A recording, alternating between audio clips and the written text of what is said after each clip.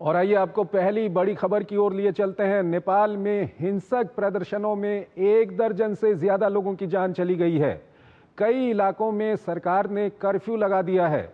दरअसल देश में कुछ सोशल मीडिया में प्रतिबंध लगने के बाद भ्रष्टाचार और इन प्रतिबंधों को लेकर नेपाल के युवा सड़कों पर आ गए। काठमांडू में फेडरल पार्लियामेंट भी इनके निशाने पर आ गई।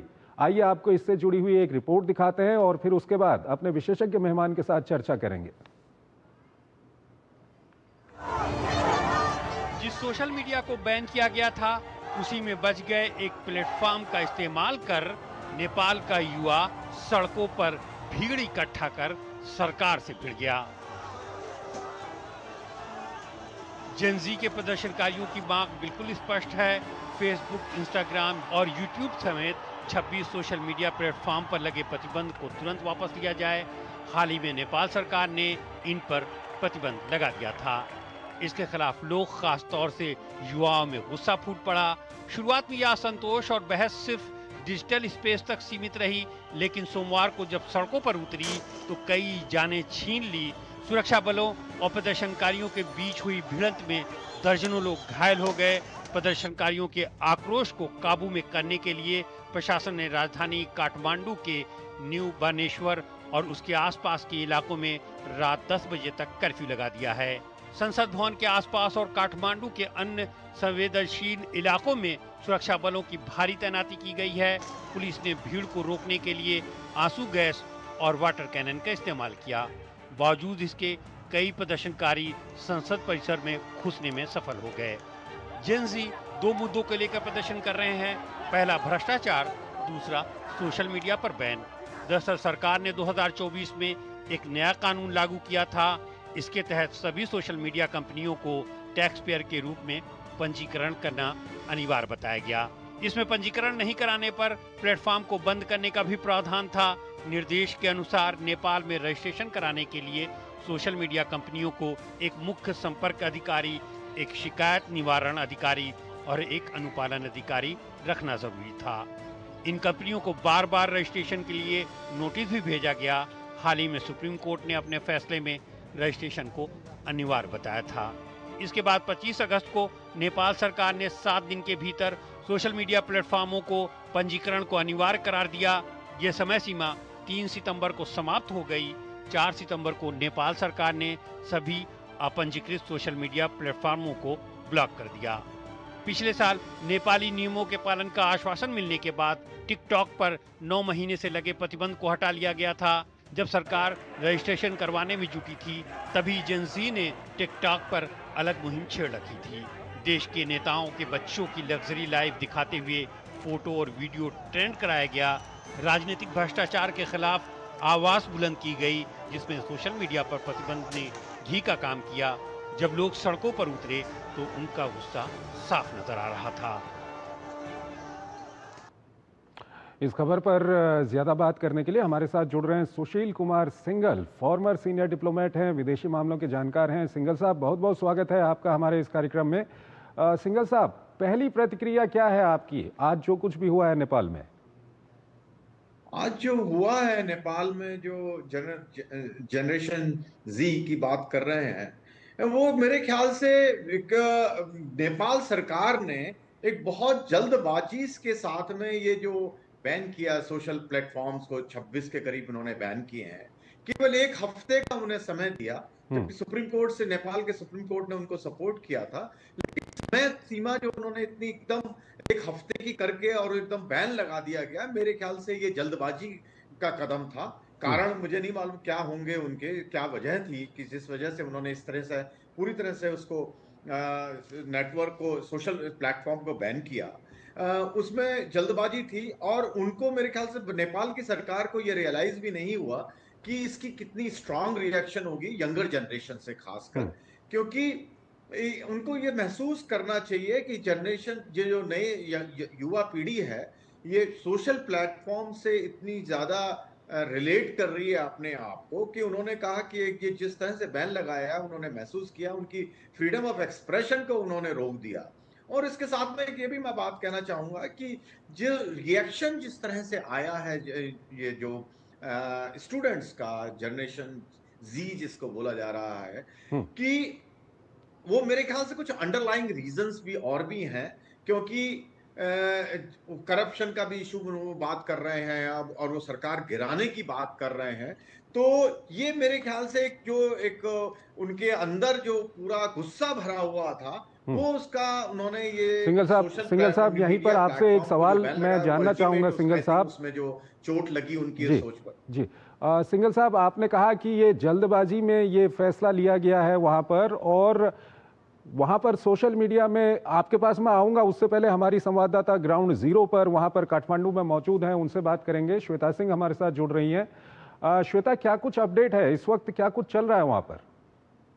चंद्रशेखर, देखिए, डेथ टोल जो है वो मृतकों की संख्या बढ़कर 20 हो गई है और घायल लगभग 350 पहुंचे हुए हैं।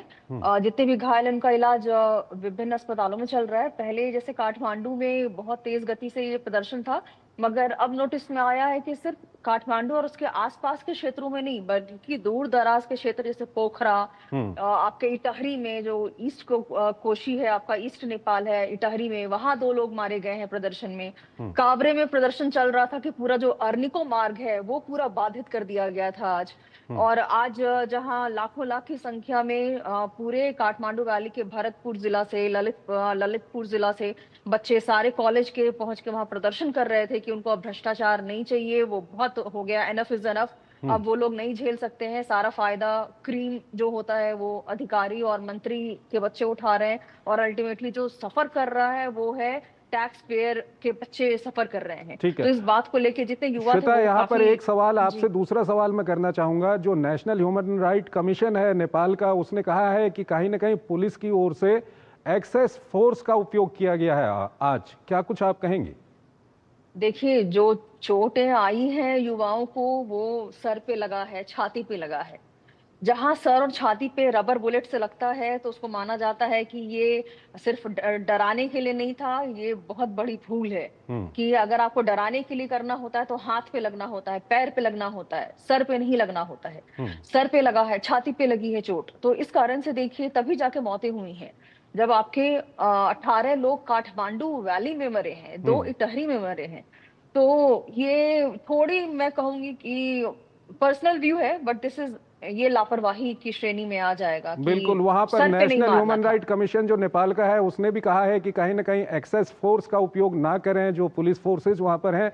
श्वेता, हमारे साथ बने रहिए। सिंघल साहब, आपसे मैं ये जानना चाह रहा था, आपने कहा कि जल्दबाजी में ये कदम उठाया गया है, और उससे पहले ही सोशल मीडिया पर करप्शन को लेकर के और वहां पर किस तरह से जो बड़े नेता हैं उनके बच्चों को और आम बच्चों को कंपेयर किया जा रहा था। कहीं ये जल्दबाजी में जो सोशल मीडिया पे बैन लगाया गया है, ये कदम उसके बाद तो नहीं उठाया गया?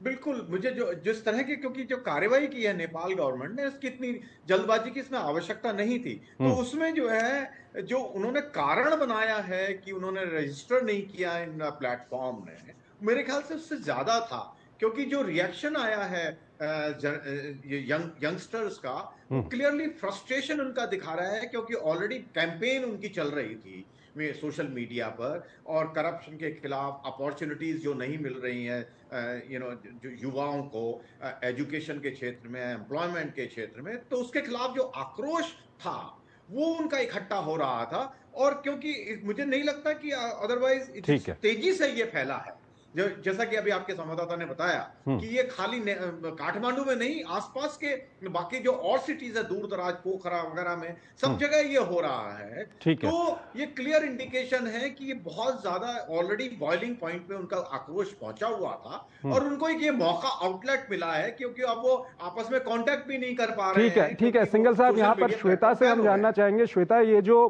प्रदर्शन था, ये हामी नेपाल करके एक एनजीओ है, उसकी ओर से बुलाया गया था, और पिछले दिनों में हमने देखा कि प्रो मोनार्की वाले जो लोग हैं वो भी प्रदर्शन कर रहे थे। उसके अलावा यूथ सोशल मीडिया पे काफी कुछ सरकार के खिलाफ लिख रहा था। क्या ये सब एक साथ आ गए आज? नहीं, एक्चुअली चंद्रशेखर, देखिए, जब बच्चे एकत्रित हुए थे कल मैती घर में कि हम प्रदर्शन करेंगे, तो स्पष्ट उन्होंने कहा था कि हम किसी राजनीतिक दल को अपने में सिमटने नहीं देंगे, ना ही उनका रिप्रेजेंटेशन यहाँ होगा। ये जेनजी की तरफ से है और कोई एनजीओ एज सच नहीं है, और कोई स्पेशल एसोसिएशन नहीं था ये जेनजी के बच्चे थे, जो कॉलेज के बच्चे हैं। आप खुद वहां, अगर मैं क्योंकि मौजूद थी, मैंने देखा है स्कर्ट पहन के छोटे क्लास के 9th 10th के बच्चे वहां आए हुए हैं प्रदर्शन करने बिल्कुल। के लिए। 11th 12th अंडर ग्रेजुएट्स हैं। तो ये कोई बहुत बड़े बच्चे नहीं थे, ये सही में जिसको हम बच्चे कहेंगे, युवा कहेंगे, जो भविष्य हमारा होना है यहाँ नेपाल में, वो प्रदर्शन कर रहे थे। और ये किसी राजनीतिक व्यू को लेके नहीं कर रहे थे, ये सिर्फ ये स्पष्टता चाह रहे थे, क्योंकि ठीक है, भ्रष्टाचार ऑलरेडी वो ठीक है। झेल चुके हैं। उनको कोई रोजगार के लिए बाहर जाने का मौका नहीं मिल रहा है, यहाँ रोजगार नहीं मिल रहा है, तो वो ठीक क्या है। करें। हम ठीक बात है करते हैं श्वेता, सोशल मीडिया बहुत पे, बहुत आपने शुक्रिया बैन कर दिया। आपका काठमांडू से हमारे साथ जुड़ने के लिए। अंतिम सवाल सिंघल साहब, आपसे जानना चाहेंगे वहाँ क्या कुछ ग्राउंड सिचुएशन है। ये श्वेता ने हमको बताया, आपको क्या कुछ लग रहा है अब आगे किस दिशा में जाएगा ये मामला? देखिए, गवर्नमेंट को तो थोड़ा उसको देखिए, उसको कंट्रोल कर, सिचुएशन को कंट्रोल करने के लिए जो पुलिस ब्रुटैलिटी जो वहां हो रही है, जैसा कि बताया गया कि 20 बच्चों को लगा है कि मौत हुई है, और जिस तरह से वो पुलिस ने इस्तेमाल की है रबर बुलेट्स वगैरह को, तो वो और डायरेक्टली उन्होंने फेस पर मारी है, तो वो उनको जो है इसको जांच मेरे ख्याल से करनी पड़ेगी सरकार को। और उस अभी ये भी खबरें आ रही हैं कि उन्होंने डेलीगेशन को बुलाया है प्रधानमंत्री ने, और उनकी कैबिनेट की भी मीटिंग हुई है। तो इसको डिफ्यूज करने के लिए मेरे ख्याल से कदम उठाने, रिस्पॉन्सिबिलिटी जो है ओली सरकार की है, उनको कदम उठाने पड़ेंगे। जो उनकी ग्रीवियंसेस हैं, इनके जो डेमोन्स्ट्रेट कर रहे हैं जनरेशन जी, उनकी जो इश्यूज हैं उनको एड्रेस करना पड़ेगा, करना भी चाहिए, क्योंकि बच्चे हैं, भविष्य है नेपाल का वो। तो लेकिन सिंघल साहब, और कहीं ये ना जो कहीं नेपाल बैन के है, अंदर आई एक थिंक इनको लिफ्ट करना एक ज्वालामुखी तैयार हो रहा है, प्रो मोनार्की। ठीक है सिंघल साहब, आपको रोकना चाहेंगे, हम सीधे दर्शकों को लिए चलते हैं। ब्रिक्स में